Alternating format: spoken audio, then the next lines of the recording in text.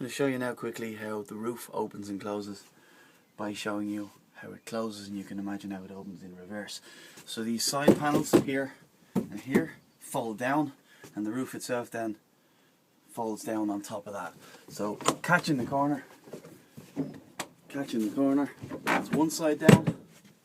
Similarly in the corner, the other side down, and then the roof itself drops down on top. And you've got a catch here to hold it in place.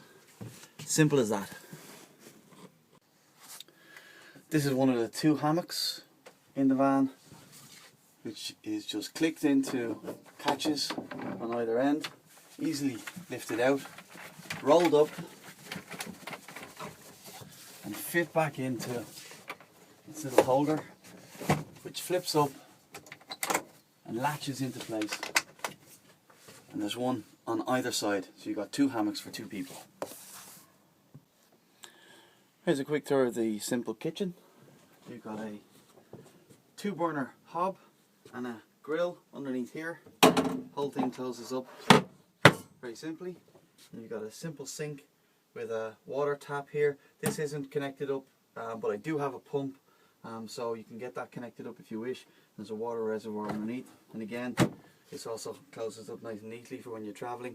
Got your storage in here for your cutlery, bits and pieces underneath, and 2 cupboards in here. And also we have a first aid kit and a couple of fire extinguishers, which I'll leave in the van, and some more space to put your bits and pieces in underneath there. On the opposite side of the van, we've got a couple of spaces for storage. This one in here, you can even put hangers. We've got the tabletops that you use in the rest of the space. There's another storage space in here, in which I've got some tools and the stereo in the front.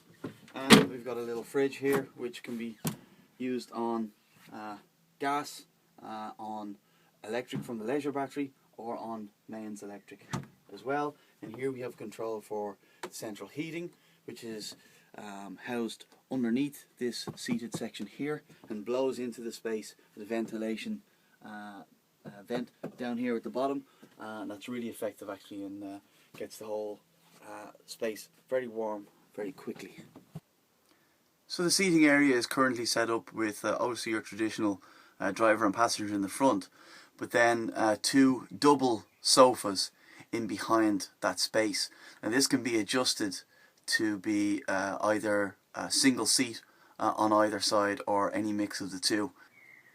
And here it is just briefly with one of the tables in place. There's also a half-size table, and there's one further location that you can put the table in once you break the sofas down into their smaller individual seated units, and I'll show you that now. Now you can see where there was a 2-person sofa. Now there's a single seat, and I've used the space in front of that to put in the half-size table that I mentioned. I should also point out that this single seat has seat belts so that you can legally carry passengers. That is also the case on this side when you set that up as a single seat as well. Front of the van is very simple and straightforward. Manual 5-speed transmission, good old-fashioned choke, very reliable engine, all lights, dials, heating, cigarette lighter, everything you need, all in good working order. She's also got a digital Bluetooth radio in there, which means you can hook her up to your iPhone or even your iPad and turn it into a small, simple entertainment system if you wished. The driver's seat can slide forward and pivot all the way back to form part of a pretty large double bed in this section. The passenger seat is what's called, I think, a captain's chair, which means it can spin 180 in order to face backwards, and you can also lie it fully down. And then just quickly now, because the light is starting to fade, here's your sleeping arrangements, one of 2. This is the biggest bed you can make. Save yourself the trouble of turning around the driver's seat and the passenger seat. You can also make a bed across if you're probably shorter than 5'8" like I am. That would be okay.